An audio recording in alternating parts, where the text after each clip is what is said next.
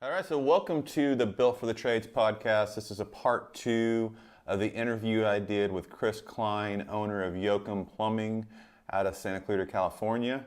And what I wanted to do is pull out a couple leadership lessons that I learned during the interview process, dive into those a little deeper. And then I also wanted to share a little bit about the branding, the marketing that Chris shared during that interview. There was just some really great things shared that I think as a trades business owner out there can take that away and really apply it to what you're doing today.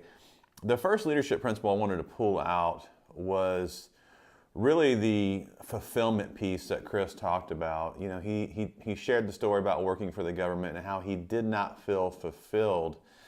And I found that very interesting because early in the podcast, we didn't really dive into what that looks like. But later on, he explained more of what fulfillment looked like to him. And in doing so, he talked about serving others, serving people around him. One really unique thing about Yoakum Plumbing is that they take people who have great core values, are hardworking, but not necessarily raised in the best environments, and they mentor, coach, train those people, build relationships, build a trust foundation to make them not only great team members at Yoakum, but just great people in general, great leaders who wake up every day to be a good part of the team and to serve their customers. And that's really where Chris started to find that fulfillment. He said a quote that was just like blew my mind when I listened back to it, but he said, you know, success is leaving a legacy. He talked about Mark Yoakum, one of the founders of Yoakum Plumbing, and he said one thing that about life is it's not always take. You have to have give as well. And one thing I hear from a lot of business owners is almost talk about their team members as, you know, using them to just produce money. And when you have that mindset and it becomes all about the money, your whole culture becomes all about the money. It's really got to be about serving your team member and helping them to be better, helping them to achieve the goals and the dream that they want for their life. And in return, you're going to get to achieve the goals and the dream you want for your life. So it's really about serving those around you. And that's where Chris found his purpose, was in serving his team and serving his customers. I love the story he told about the example his dad set, Vern Klein, about, you know, going out and building relationships with people. And he said, you know, that's really what it's about. Success is about building relationships with people, and how he can go back to customers that are 40-year customers and they'll still talk about the relationships that his dad built with them just by spending time talking to him. So all that, just that fulfillment piece really stood out. So I wanted to start the podcast off by talking about that. It's not always it's not always take. You have to have some, you know, give in life, and realizing, are you truly living your purpose? And the purpose is, you know, in life is about helping the people around you to become more successful in whatever that looks like. And that takes building relationships with people. The other principle I really enjoyed, you know, besides that piece, was the fact that he is standing on the shoulder of his dad, Vern and Mark, and really allowing him as the owner of Yoakum Plumbing to elevate to the point where he's at today. You see, I'm a second generation tradesman. He's a second generation tradesman. And I can really resonate with that, because growing up in a family business, a lot of times you see the past as almost an inconvenience to your future, because there's hurdles that you have to overcome. One hurdle he shared was taking his business from a time and material business to a flat rate business. And for home service businesses out there, you understand exactly what I'm talking about. It's a different mindset. And growing up in a family business, a lot of the old school mindset is that will never work. We'll lose our customers. It's not going to be successful. And really, Chris proved, he's proved over the last few years that not only that it can be successful, but it can be wildly successful. And so instead of seeing what your family members or that previous generation has done as an inconvenience, looking at it as an opportunity that they have worked hard to set you up for success, and you're standing on the shoulders. And so you're seeing it as a blessing instead of a curse. And once you change that mindset, you can really start to have breakthrough in communication with your family members and realize that, okay, there is a better way, and we're going to work together as a team to achieve that better way. And so I loved Chris talking about that, and I just want everybody to realize that that is a great leadership principle, is just seeing that as a positive thing when you're standing on the shoulders of the previous generation who's helped you get there. You do that, it's going to bleed out into your team, and everybody's going to see this as a positive thing instead of a negative thing like, oh, my dad's holding me back, he doesn't want to change, he doesn't want to do all those things, because I know that resonates for some people listening out there in our audience today. All right, so the marketing piece, I wanted to just recap real quick. So Yoakum Plumbing, if you're watching this on YouTube, you can see I'm sporting a Yoakum Plumbing hat. I also have a logo right here in my water bottle. Great company. Chris shares a story about how the Yoakum Plumbing logo came to be. But, I coach with Chris. I've been to his shop. I've talked to people in the community. I've seen his reviews.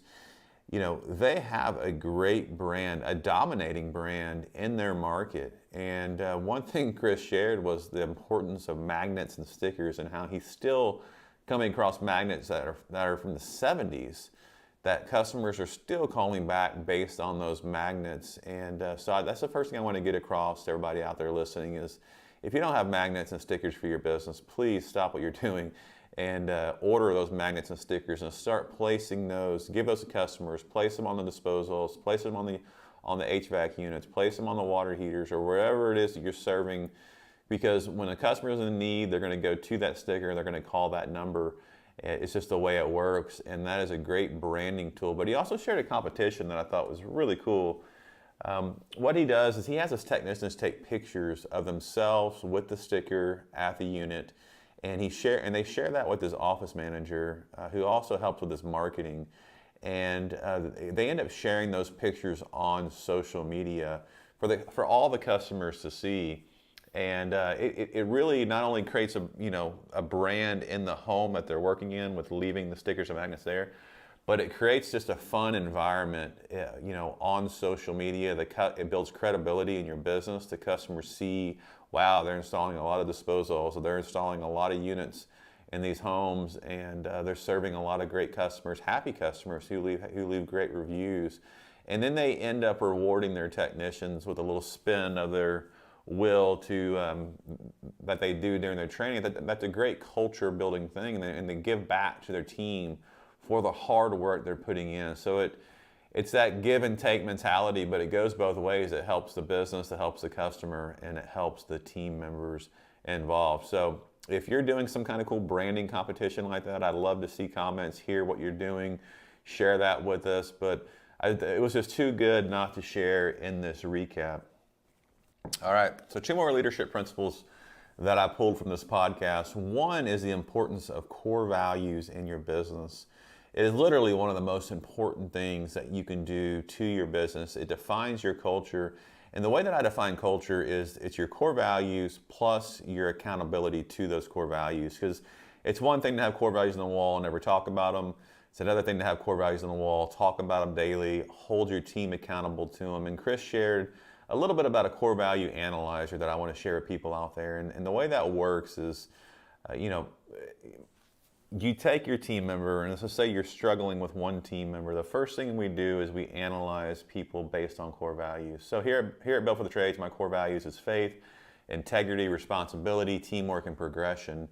And so I'm going to take, and I am going to have a piece of paper, those core values on it. I'm going to put that person's name, put a date on there, and I'm going to go through and I'm going to analyze based on those core values. And I'm going to put a plus next to that core value if that person is achieving that core value more than 70% of the time.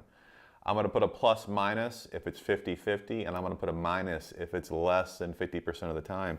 And what I'm looking for is I want to have team members with absolutely no minuses on their analyzer. If there is a minus there, and I know there's an issue, say with teamwork on my core value, the way I define teamwork is accountability, positivity, and relationship, I'm gonna pull that team member in and have that conversation with them.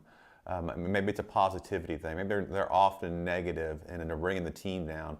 I'm gonna have that conversation, give them a chance to improve, but it helps keep people in line to the core values here at Built for the Trades. And Chris shared a little bit about how powerful that is in his business there at Yoakum Plumbing. So hopefully that helps you out there, realizing that your core values define your culture, and it's your willingness to hold people accountable to those core values. So if you don't have core values, I'd love for you to take some time to build those. But really, even when people don't have core values on the wall, what I say is your culture and your business is a direct reflection of you, because you deep down have core values, and you deep down live by those core values, or you don't. I mean, it's your choice, but your team, your culture is a direct reflection of you as the leader.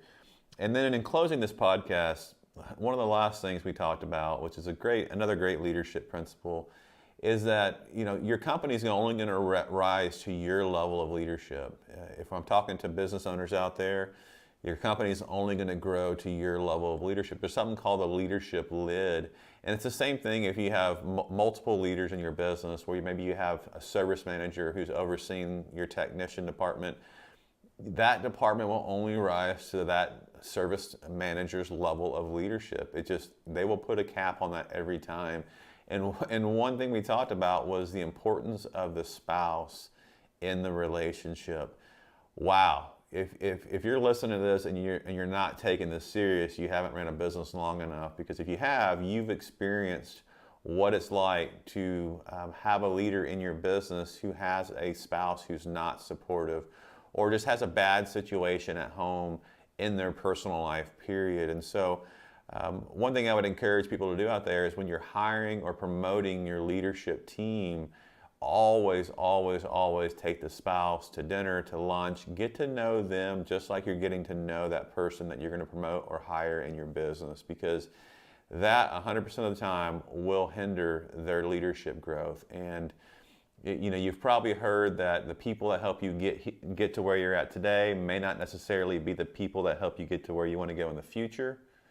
And that is a direct example, is that certain people will be able to increase their leadership capacity to a certain level, but if they don't have a good support system at home, they don't have a good support system at work, they're never going to be able to elevate themselves to the next level that it takes in your business to help you achieve the goals and the vision that you want to achieve. So hope you enjoyed this podcast. This is just a recap session of the interview with Chris Klein. Chris, thank you for your time. It was awesome. I learned so much from you. Hope y'all enjoyed this Built for the Trades podcast. Please subscribe or leave us a review if you have any comments or things that you're doing in your own business that you want to share with us here. We'd love to hear from you. Other than that, have a great day.